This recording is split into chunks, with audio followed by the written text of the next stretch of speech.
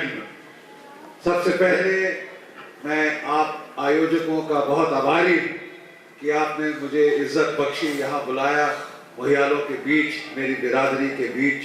कुछ दिन पहले जनरल गुरबख्शी साहब से मुझे फोन आया कि मैं हाजिर हूँ मोहियाल फाउंडेशन में। रजादा बाली जी भी वहाँ थे और मेरे को एक टास्क दिया गया कि जो हमारी 125वीं वर्षगांठ आ रही है हमारी जनरल मोहियाल सभा की, उसमें एक डॉक्यूमेंट्री फिल्म बनाई जाए मोहियालों के इतिहास पे, जीएमएस के इतिहास पे। तो मैं अभी 10-15 दिन से मैंने सारी किताबें बड़े जोर शराबे से पढ़ी हैं और एक्चुअली देखिए, मैं अपने पिताश्री से बहुत सुना करता था अपनी वंशावली के बारे में। मैं कौन हूँ, मेरा क्या वजूद है, मेरी क्या आइडेंटिटी है, मेरी क्या पहचान है। और एक्चुअली जब मैंने पढ़ना शुरू किया है तो कई बारी रोंगटे खड़े हो जाते हैं। मैं 2 मिनट लूंगा। अभी बात हो रही है कौन से करियर में हमारे बच्चों को जाना चाहिए। बेटा, मैं आपको बोलूंगा 37 साल की फौज की अफसरी के बाद कि हम मोहियालों को अगर एक चीज शोभा देती है तो वो हमारी तलवार। हम मोहियालों को शोभा देती है तो हमारी तलवार है। हम सरस्वत ब्राह्मण हैं। आप जानते हैं सरस्वत ये नाम कहां से आया?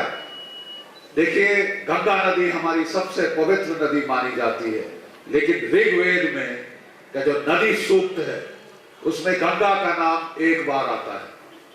सरस्वती का नाम 50 बारी लिया गया। तो हम जब जाते थे गंगा माता पिता के साथ तो बोला जाता था, साहब यहाँ गंगा जमुना का संगम है, त्रिवेणी है, वो जो सरस्वती है वो अदृश्य है। तो हम समझते थे ये कहानी है। इसरो में, इंडियन स्पेस रिसर्च ऑर्गेनाइजेशन में मैं एक बार गया और वहां उन लोगों ने मुझे सैटेलाइट फोटोग्राफ्स दिखाए। सैटेलाइट फोटोग्राफ्स, एक नदी का ट्रेस जो अभी भी आपके जो सैटेलाइट्स हैं वो उन्होंने लिया है। आपको हम वो सैटेलाइट फोटोज प्रत्यक्ष प्रमाण दिखा सकते हैं। एक नदी जो हिमालय से अरब सागर तक जाती थी, उसका पाठ 6 से 8 किलोमीटर चौड़ा था और ये कुरुक्षेत्र से होके जाती थी। तभी आप कुरुक्षेत्र जाते हैं अपने पुरखों का पिंडदान करने के लिए। You see, the oral tradition has kept alive the memory of a river that flowed 7,000, 5,000 years ago। और ईसा से पूर्व 2900 में कहते हैं बड़ा भूकंप आया, शिवालिक के नीचे का जो इलाका था वो पूरा उठ गया। यमुना जी और सतलुज जो जाके सरस्वती में मिला करती थी, वो यमुना चली गई गंगा की तरफ और सतलुज चली गई इंदस सिंधु नदी की तरफ। ठीक है, और ये नदी सूख गई, गायब हो गई। आज केवल इसका ट्रैक जो है वो सैटेलाइट पे दिखता है। Under water channel, paleo channels अभी भी हैं। आप वहां कुआं डालिए, आपको 5 फुट पे पानी मिल जाए रेगिस्तान के बीच में। तो ये जो सरस्वती है, इंडस वैली सिविलाइजेशन कहा जाता है, हमारी जननी इंडस वैली सिविलाइजेशन। ये जो सरस्वती है, 60% जो इंडस वैली की सेटलमेंट्स थी वो इंडस के साथ नहीं, वो सरस्वती के साथ थी। आपको नाम ही जो बोला सिंधु, सिंधु से हिंदू, वो अरबों ने गलत दिया। ये असली मदर रिवर जो आपका है वो सरस्वती है। और जो सरस्वती के तट पे रहते थे उन्हें सरस्वत ब्राह्मण कहा जाता था। सरस्वत थे वो, नदी के रहने वाले। और अगर आप नदी का पाठ देखें, कोई भी हमलावर कहीं से भी आए, ये लोग उसके रास्ते में थे, ये लोग उसके रास्ते में थे। चाहे सिकंदर आया तो पोरस लड़ा उसके साथ एक महियान। जब सिकंदर पिटा वहां पे उस लड़ाई में, हालांकि उसकी ताकत बहुत ज्यादा थी, वो 200 हाथी जो थे पोरस के पास हिला के रख दिया, झंझोड़ दिया उसकी फौज को। वहां से उसके सिपाहियों ने बगावत कर दी, बोले हम आगे नहीं जाएंगे। तो वो सिंधु नदी के साथ वापस अपने घर जाने के लिए लगा। सबसे ज्यादा उसकी टक्कर हुई मुल्तान में। बाली राजा थे वहां पे, शासक थे उधर के, और वहां पे मोहियाल लड़े इनके साथ। ऐसा घमासान युद्ध हुआ, इनके आधे जर्नैल मारे गए, उन्होंने चुन चुन के जर्नैल मारे। तो और सिकंदर को कहते हैं 1 मीटर लंबा तीर था, ऐसी जोर से मारा, उसका कवच भेद के घोड़े से गिरा दिया उसको और वो बेहोश हो गया। तो जो ग्रीक योद्धा थे जो घर की तरफ जा रहे थे, अस्तबल की तरफ घोड़ा तेज दौड़ता है, जो वो घर की तरफ जा रहे थे वो पगला के उन्होंने सारे आदमी औरत कत्लेआम शुरू किया। ये अपना मुल्तान के इलाके में, ये मुल्तान का शब्द भी मोहियाली से मिलता है। होश आया सिकंदर को और उसने बोला क्या कर रहे हो? बोले साहब ये हमने समझा आप मर गए। तो बोला ये तो सबसे अच्छे योद्धा हैं जो मैंने देखे हैं अभी तक, सबसे तगड़े योद्धा, ऐसे नहीं देखे, पूरी दुनिया में लड़के आ गए, ऐसे नहीं, इनको मत मार, इनको साथ ले चलो, ये तो बहुत फायदे के लोग हैं। और हमारी काफी सारी जो मोहियाल फैमिलीज थी, बाली, दत्त, वो साथ गई अलेक्जेंडर के मुहाने तक, इंदस नदी के, जहां कराची के आसपास उन्होंने बोट्स बनाई और 2 कॉलम में जो सिकंदर वहां से वापस गया, एक लैंड कॉलम मकरान कोस्ट के साथ और दूसरा उसकी जो जहाज थे, ठीक है। और ये अरेबिया जाके पहले अलेक्जेंड्रिया गए, वहां से सऊदी अरब गए, और ये थे राहब दत्त और उसकी संतान जिन्होंने करबला के युद्ध में हिस्सा लिया। और राहब दत्त ने अपने 7 बेटे कुर्बान किए इमाम हसन और हुसैन को बचाने के लिए। और तब से अभी वो कहते हैं ना, वाह दत्त सुल्तान, हिंदू का धर्म, मुसलमान का ईमान। क्या कहानी है, मतलब मेरे तो पढ़ के मेरे रोंगटे शुरू खड़े हो गए। तो मैंने कहा आज जब हम मोहियालों के साथ मिले हैं, खासकर बच्चों को हम उनका वजूद बताएं। वहां से ये लोग वापस आए अफगानिस्तान के जरिए। अफगानिस्तान में कौन सी डायनेस्टी थी? शाही डायनेस्टी, मोहियाल, छिब्बर, वैद। सिंध में कौन राजा था? दाहिर, मोहियाल, छिब्बर। अरबों से कौन लड़ा? दाहिर।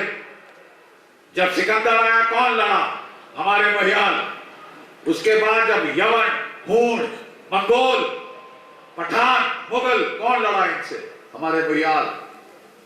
और फिर हम लोग, क्योंकि आपसी फूट के कारण हम लोग ये जो है विदेशियों की सत्ता के नीचे आ गए, और जितना इस जाति ने सहा है, ये जूस का जो होलोकास्ट है ना, वो उसके सामने बिल्कुल फीका पड़ जाता है। आपके लाखों के अंदर मारे गए हैं लोग, लाखों के अंदर मारे गए हैं लोग। और फिर हम लोग 1000 साल हमने गुलामी करी। और जब ये आतंक सबसे ज्यादा बड़ा मुगल शासन का, जब तक अकबर था, सेकुलर नीतियां थी, तो हम लोगों ने मिलकर राज किया। हमारे मोहियालों को बख्शी, रायजादा, इस तरह मेहता, इस तरह के टाइटल मुगल फौज में मिलते थे, इज्जत दी जाती थी। लेकिन जब औरंगजेब आया और उसने आतंक शुरू किया, तो जो बगावत उसके खिलाफ करी, वो 3 जगह से उठी बगावत हिंदुस्तान में। एक थे सिख, जो गुरु महाराज ने यहां पे खड़े किए। एक थे मराठे, शिवाजी, छत्रपति शिवाजी महाराज के नीचे। और आसाम में लचित बुरखान, जिसने जो मुगलों का बड़ी जो प्लीग आ रही थी ब्रह्मपुत्र में, उसको तबाह किया। सिखों के राइज में अगर किसी एक कौम ने बड़ा भारी योगदान दिया है, वो है हमारे मोहियालों ने। चाहे आप देखें शुरू से इसको देख लें, बाबा परागा 113 वर्ष की आयु पे जिसने तलवार उठाई और वो लड़ा, और पेंडे खान के गवर्नर को जो वो था उसको मार डाला उसने वहां युद्ध के अंदर। 113 वर्ष की आयु, भीष्म पिता कहा जाता है हमारे मोहियालों का। भाई माटी दास, अगर आप जो है गुरु ग्रंथ साहब पढ़ें, आर्या नाल चिराए गए, तत्ती देगा जलाए गए, वो कौन थे? वो हमारे मोहियाल थे। भाई माटी दास को चीरा गया आरे के साथ बांध के। वो कहते हैं ना कि एक बड़ा खौफनाक दृश्य है, ईसा को क्रॉस पे जो चढ़ाया जाए, कीलें उसके हाथ में ठोकी हुई, उनके पांव में ठोकी हुई। चाहे यहां दर्द हो तो आदमी ऊपर जाता है और अपने पांव पे जोर लेता है, पांव में दर्द होता है, फिर यहां तक तड़प तड़प के मरता है। उससे ज्यादा यातना दी गई। भाई माटी दास को आरे से चीरा गया।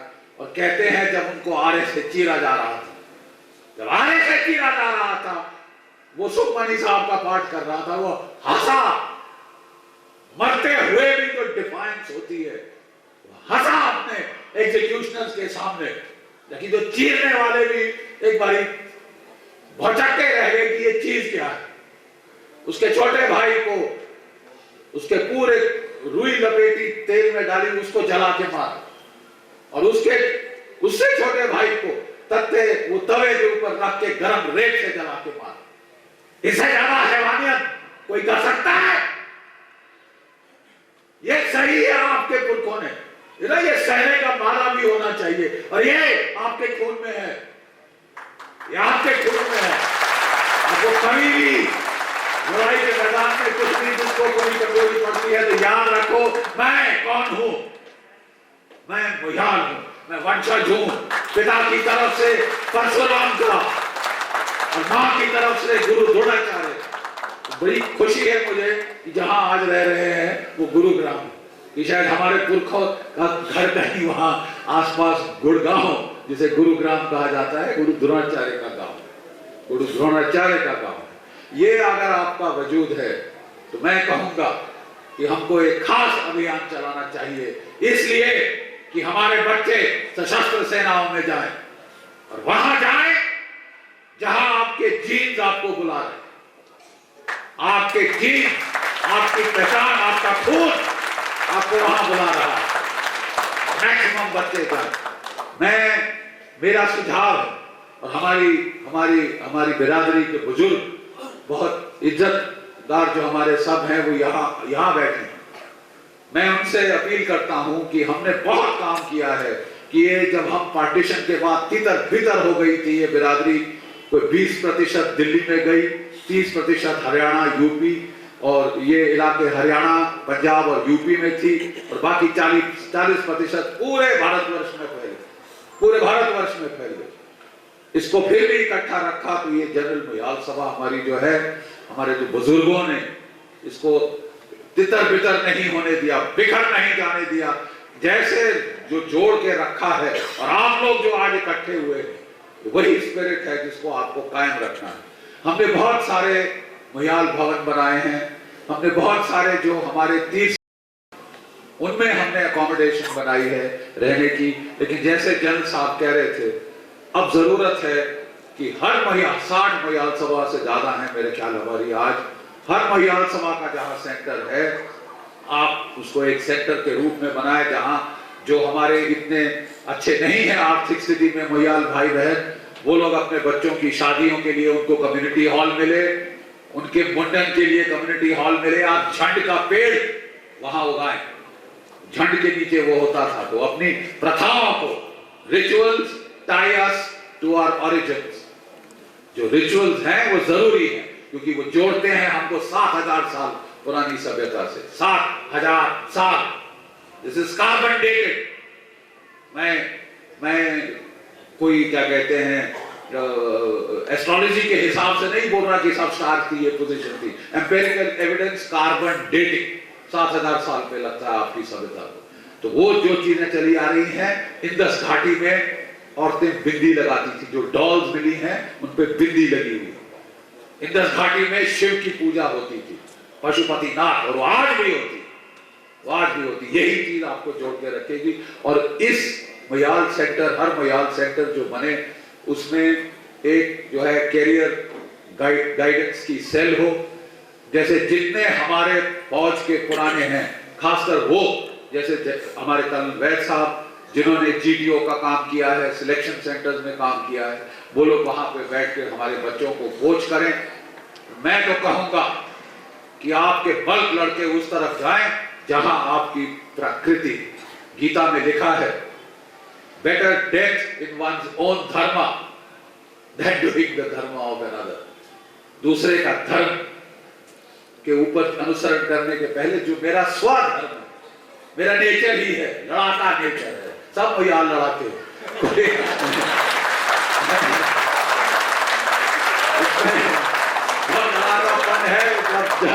जब आपके अंदर वो कड़कड़ करके जो है, ये याद रखिए, ये गुरु परशुराम से। और मैं एक और चीज कहूंगा जो इतिहास पढ़ते पढ़ते आखिर में, I know hunger leads to anger, लेकिन मैं लास्ट में एक चीज कहूंगा देखिए दैवयोग की बात है, और हम मयालों को, हम जो पंजाब में है, सरस्वती का जो क्षेत्र था, सरस्वत ब्राह्मण आप लोग हैं, कुछ साल पहले मैं जलंधर में पोस्टेड था। Sir this will be of interest to you. मैं जलंधर में पोस्टेड था, मुझे कहा एक मैप रीडिंग का टेस्ट करना है। तो मैप रीडिंग का टेस्ट नॉर्मली आप किसी हाइट पे करते हैं जहां से आप लैंडमार्क्स दे सकें, अपनी मैप को ग्राउंड से मिला सकें। मैंने कहा पंजाब में कहा टीला मिल रहा है मेरे को। तो मैंने बड़ा नक्शे की स्टडी की, एकदम से मेरे को हैरानी हुई, एक बड़ा अच्छे कॉन्टूर्स और एक टीला बीच में मैदान के उठता हुआ, पंजाब के मैदानों में उठता हुआ, और नाम क्या था, परशुराम टीला। मैंने फटाफट जीप मंगाई और मैं वहां गया, और जब मैं जा रहा था मैं साथ में मैप रीडिंग करते गया। रेणुका नदी, ऋषि जामदाग्नि का आश्रम कहां था मालूम है? रेणुका नदी के किनारे, और वो जलंधर से कोई 30 किलोमीटर दूर वो है। जब मैं वहां पहुंचा मैंने देखा बहुत बड़ा पहाड़। मैंने ये पहाड़ यहाँ, बोले साहब ये परशुराम टीला है, इसके ऊपर भगवान परशुराम का मंदिर। भगवान परशुराम विष्णु के छठे अवतार माने जाते हैं। आपकी रगों में अवतार का खून, आपकी रगों में अवतार का खून है। तो मैं यही कहूंगा कि शायद मैं जब ऊपर गया मैंने देखा वाकई अपने भगवान परशुराम का वहां मंदिर था। बहुत 2 या 3 मंदिर हैं पूरे भारतवर्ष में, एक तो नेपाल में, अरुणाचल प्रदेश में, और एक यहाँ पे। तो मैं आपसे दरखास्त करूंगा, खासकर जो पंजाब की मयाल सभाएं हैं, आप साल में एक बार वहां मेला जरूर करें। वो आपका उद्गम स्त्रोत है, वो पंजाब में आपका उद्गम स्त्रोत है ऋषि परशुराम के। और इतना कहकर मैं खासकर जो यहाँ जवान बच्चे बैठे हैं, जो जवान बेटे हमारे बैठे हैं, बेटियां भी जा सकती हैं सशस्त्र सेनाओं में, ये भी मैं बता दूं। और कोई शक नहीं होना चाहिए किसी को। बुंदेले हर बोलों के मुख, हमने सुनी कहानी थी, खूब लड़ी मर्दानी वो तो झांसी वाली रानी थी। मैं इतना कहकर अपनी वाणी को विराम दूंगा। मैं सिर्फ एक बार फिर कहूंगा कि हमारी जो हमारी नस्ल है, इसने कितने सारे सितम सह के अपने आप को बरकरार रखा है। और ना सिर्फ अपने आप को बरकरार रखा है, हम लोग आदिकाल से सीमांत प्रदेशों के रक्षक रहे हैं। कोई इन्वेडर इस देश में नहीं आया हमसे भिड़े बगैर, वो आगे नहीं जा सकता। चाहे अरब दिशा से हो, चाहे खैबर से, चाहे बोलान से। और मैं ये भी आपको बता दूं कि जब चंद्रगुप्त मौर्य, एक और आखिरी चीज में इतिहास की आपको बताऊं, जब चंद्रगुप्त मौर्य अलेक्जेंडर के जो उसने तहस नहस किया था, उसने देखा कि इस देश को अगर बचाना है ऐसे हमलों से, तो इस देश को जोड़ना होगा। सिविलाइजेशनली वी आर वन, लेकिन 7000 साल में पॉलिटिकली हम केवल 3 बार इकट्ठे हुए। Maurya empire, Mughal empire, British empire, और आप ब्रिटिश एम्पायर के सक्सेसर एंटिटी हो। 70 साल हुए हैं और वो टूटने की चरमराहट आ रही है। जेएनयू जैसों से, कन्हैया जैसे कमीनों की आवाज आ रही है। नए युग के नए तो इसीलिए आपने वो देशभक्ति का जज्बा है। भगवान ने आपको नियुक्त किया सीमांत प्रदेशों के प्रहरी, सीमाओं के रक्षक। और आपको अगर सूट करता है, अगर आपके नेचर के मुताबिक, आपकी भाई मेरा नेचर क्या है, अगर मेरे में लड़ाकापन है तो सिविल में जाना खतरनाक, सिविल में जाना खतरनाक है। वही जगह ठीक है जहां पे लड़ाई होती रहे, जहां मुझे बड़ा खुशी था। जब मैं सर्विस में था, मेरी लगातार 3 पोस्टिंग जम्मू कश्मीर में आई, और कहा जहां गोलियां इधर से चल रही थी। तो मैंने धीरे से एक बारी पूछा एमएस ब्रांच को, यार मरवाना चाहते हो, जब तक खत्म नहीं हो भेजते जाओगे? मुनीर साहब आपने अच्छा किया, अच्छा तो करेंगे भाई, और लड़ाई में जरूर अच्छा करें।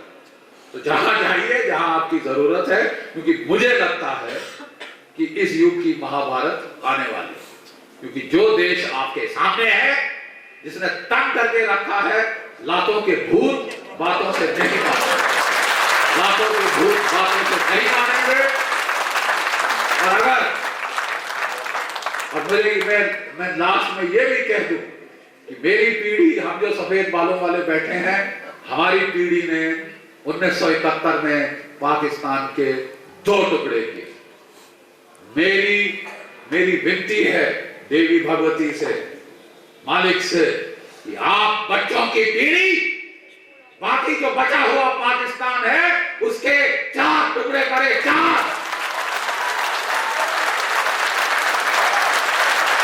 टुकड़े करे। बलूचिस्तान, सिंध, पंजाब और पश्चिम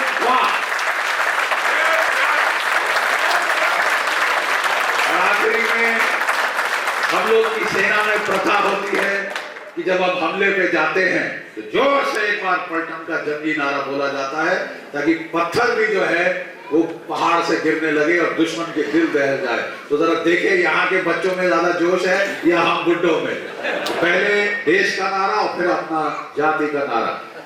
जय हिंद। अरे साहब, ये आवाज इस्लामाबाद नहीं जाएगी, ऐसे नहीं।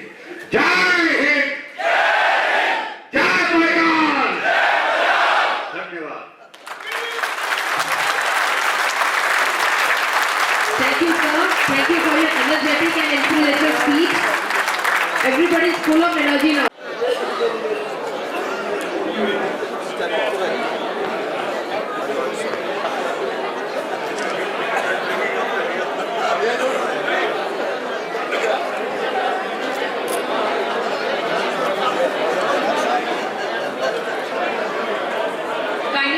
हमारे साथ हैं आज के guest of honour lieutenant general G D. Bakshi ji, जिनको कि हम अक्सर टीवी चैनलों पे डिबेट करते हुए भी देखते हैं, जो कि बातों बातों में पाकिस्तान के छक्के छुड़ा देते हैं।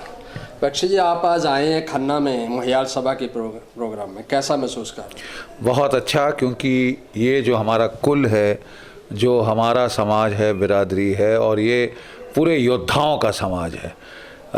सिकंदर के ज़माने से जो भी आताताई आक्रमणकारी इस देश में आया है, उसके रास्ते में ये इस कुल के लोग, उन्होंने युद्ध किया है उससे, चाहे खैबर पास से आया हो, चाहे बोलान पास से आया हो, चाहे सिंध के रास्ते आया हो, हर किसी हमलावर का सामना इस कौम ने किया है।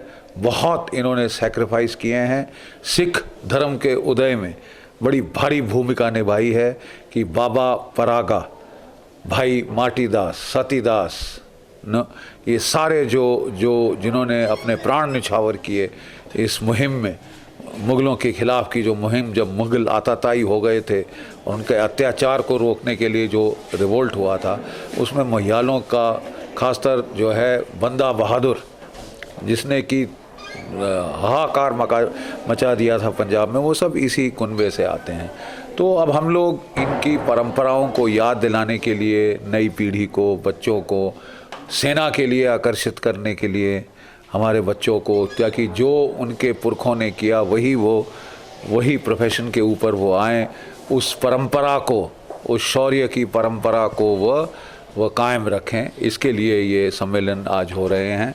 और खैर, ज़माना बदल रहा है, बहुत सारे और प्रोफेशंस भी आ रहे हैं, आईटी का, इंजीनियरिंग, टेक्नोलॉजी इत्यादि इत्यादि, लेकिन जो बेसिक इस कुल का है वो सेना की तरफ, सशस्त्र सेनाओं की ओर बड़ा झुकाव रहा है, क्योंकि ये परंपरा है, ये वसीयत है, this is their inheritance from history.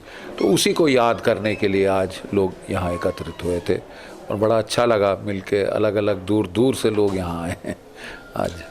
Pakistan को 71 में भी आपने हराया, पर वो मानता नहीं है, क्योंकि सीधा युद्ध तो अब लड़ने से डरता है।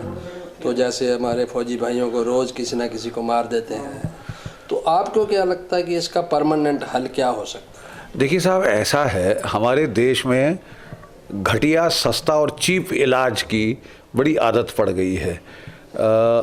आपको मैं ज़रा परिप्रेक्ष्य दे दूँ क्या मैं कह रहा हूँ, कि 4 बारी पाकिस्तान ने कश्मीर छीनने की कोशिश करी, हर बार पिटा। 71 में देश के 2 टुकड़े हो गए, ठीक है। तो फिर समझ आ गई कि लड़ाई के मैदान में वो कश्मीर हासिल नहीं कर सकता। 30 साल उसने अप्रत्यक्ष युद्ध, जिसको छाया युद्ध कहा जाता था अर्थशास्त्र में, कौटिल्य कहता था, जिसको प्रॉक्सी वॉर कहते हैं आजकल की भाषा में, वो चालू किया। पहले पंजाब में 10 साल, फिर कश्मीर में 25 साल, और फिर पूरे भारतवर्ष में बम फोड़ने का सिलसिला। इसमें कोई 80,000 भारतीय नागरिक शहीद हो चुके हैं। 80,000, ये छोटा मोटा आंकड़ा नहीं है, क्योंकि ये धीरे धीरे खून रिसाव हो रहा है, इसलिए पता नहीं चल रहा, क्योंकि कह रहे हैं वॉर ऑफ 1000 कट्स। तो छोटे छोटे छुरे से आप बड़े से बड़े हाथी पे भी 1000 बारी वार करें तो खून के रिसाव से वो हाथी भी दम से गिर के मर जाएगा। भारतवर्ष के पास अभी तक जो चॉइस थी कि आप क्या गिर के मरना चाहते हैं या आप पलटवार कभी करेंगे भी या नहीं। यहाँ एक नया अहिंसावाद का दौर शुरू हुआ था, जिसमें कहा था कि साहब कोई एक सिपाही भी अगर वो सीमा रेखा के पार जाता है तो धम धम धम करके दिल्ली में एटम बम फूटने शुरू हो जाएंगे। अब देखिए साहब, सर्जिकल स्ट्राइक करने के बाद 1.5 महीना हो गया, ज़रा गिन के बताइए दिल्ली में कितने एटम बम फटे या कहीं और। ये बकवास, डरा डरा के मार देना, सरकार को नपुंसक बना देना। 30 साल से ये एक हमारी जो peace lobby, peace industry, candle light brigade वाले, ये जो वाघा बॉर्डर पे, अटारी पे और जो इंडिया गेट पे मार्च करते रहते हैं, पाकिस्तान के साथ गज़लें गाते हैं, इनको पाकिस्तान चले जाना चाहिए। अपनी गज़ल वहाँ गाएं तो ज़्यादा बेहतर है, क्योंकि बात ऐसी है साहब कि ये बिल्कुल हाथ पैर जकड़ दिए।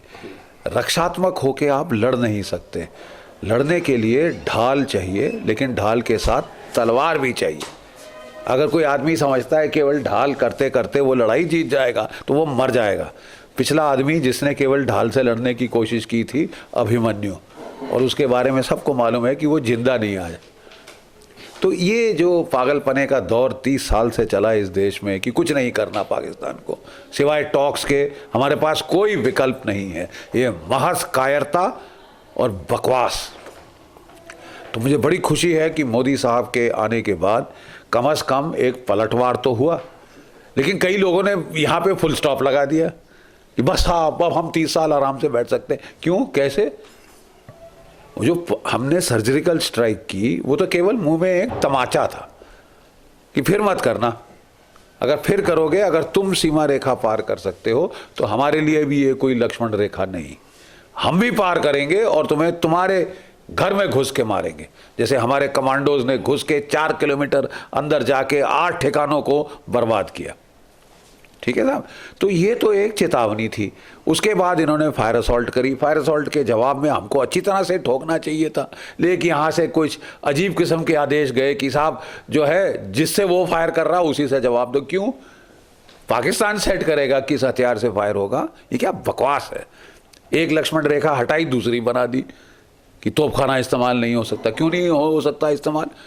तोपखाना क्या, हमारे फाइटर जेट क्यों नहीं हो सकते इस्तेमाल? ये रिपब्लिक डे परेड पे ये केवल दिखाने के दांत हैं, चबाने के दांत चाहिए साहब इस वक्त, जिसमें चबाया जाए वापस, और आप जोर से मारेंगे तो उसको समझ आएगी। इसके साथ चौंचलेबाजी करेंगे तो आप अपना मजाक वहाँ पे उड़वाएंगे, पाकिस्तान की फौज आपको फिर वो उसका दिल खुल जाएगा। बेवजह दिल मत खोलें, मार मारे चंगी, क्योंकि लातों के भूत बातों से नहीं मानते। आज आप खन्ना में आए हैं, सेमिनार किया महयाल सभा खन्ना ने, तो उनके बारे में क्या कहना चाहिए? देखिए, मुझे बड़ी खुशी है कि देखिए ये जो समाज था विभाजन के बाद, पार्टीशन के बाद बुरी तरह से तितर बितर हो गया। पहले ये लोग इकट्ठे रहते थे पंजाब के करियाला क्षेत्र में, रावलपिंडी आसपास, लाहौर, ये ऐसे इनकी बड़ी कॉन्सेंट्रेशंस थी। गांव के गांव इनके थे, शहर पे शहर इनके थे। जब विभाजन हुआ तो इस तो कौम का तो तकरीबन नाश ही हो गया। तो कितने लोग मारे गए, कितने हजारों लोग काट दिए गए, कितने क्या क्या अत्याचार नहीं हुआ इनके साथ। लेकिन देखिए फिर ये आके फैले थे, फिर इन्होंने अपनी पहचान बनाए रखी, अपने रीति रस्मों रिवाज कायम रखे। बड़ा इसमें बड़ा एफर्ट चाहिए, क्योंकि आप 2 मिनट में लोग अपना वजूद भूल जाते हैं, हम कौन हैं, हमारी क्या पहचान है, हमारा क्या इतिहास है, ये भूल जाते हैं। जब तक आप ये चीज़ याद नहीं देंगे रखेंगे, those who don't learn from history are condemned to repeat it. जो अपना इतिहास नहीं याद रखते वो उसे दोहराने पे मजबूर होंगे। तो अब समय है कि हमारे बच्चों को बताया जाए कि उनका वजूद क्या है, उनका इतिहास क्या है, उनकी वंशावली की परंपरा क्या है, ये बहुत ज़रूरी है। The link with the past, cultural continuity. भाई अब मेरा बेटा भी मेरे पाँव हाथ लगाता है, अब जो मेरा पोता है वो भी आके मेरे पाँव हाथ लगाता है, क्योंकि वो अंग्रेज नहीं है, वो हिंदुस्तानी है। And why should he be shy of it, why should he feel shy? हाँ, वो you should be proud, I am an Indian. ये this is the way we do it, इस तरह हम करते हैं। ये जो चीज़ है ना, ये जो 250 साल कॉलोनियल राज के एक हीनता की भावना डाल के चले गए। ये सब कुछ देशी, बेकार, गंदा, सब कुछ अंग्रेजी, विलायती, वाह वाह वाह, ये नहीं चल सकता। अब हमारा देश खुद उठ रहा है, विलायत कहाँ है? छोटा सा सिमट के ये रह गया है, स्कॉटलैंड भी जाने वाला है, तो कहाँ वो इंग्लैंड और कहाँ आज का भारतवर्ष? इसमें ताकत आ रही है। जो लहर नीचे गई उसका फिर उठना स्वाभाविक। आज हमारी सभ्यता की लहर फिर से उठ रही। इसमें हमें हमारे बच्चों को योगदान देना चाहिए, और योगदान का पहला अनिवार्य चीज़ ये है कि हमारी पहचान क्या है। हम अपने आप में गर्व करें, अपने देश में, अपनी जन्मभूमि में, अपने जीन्स में विश्वास रखें, ठीक है, और तभी हम आगे जा सकते हैं। राष्ट्रीयता की सबसे ज़्यादा ज़रूरत है। जहाँ इंडिविजुअल लेवल पे पहचान अच्छी है, राष्ट्रीयता, देशभक्ति, लड़ाकापन, देशभक्ति की भावना कि हम बेवजह नहीं लड़ते, लेकिन कोई अगर हमारे मुंह पे तमाचे मारने पे उतारू हो जाए तो उसका हाथ पैर तोड़ना अनिवार्य हो जाता। नहीं तोड़ेंगे तो वो आपके सिर पे चढ़ा रहेगा, सिर से उतारना मुश्किल हो जाएगा आपको। तो इसलिए अब समय आ गया है कि हम असर्टिव हों, हम अपना वजूद पहचानें, हम अपने देश के प्रति देशभक्ति की भावना जगे, और अपने जो हमारी कल्चरल इनहेरिटेंस है हम उसे कायम रखें, जो विरासत है उसे कायम रखें। थैंक यू, धन्यवाद।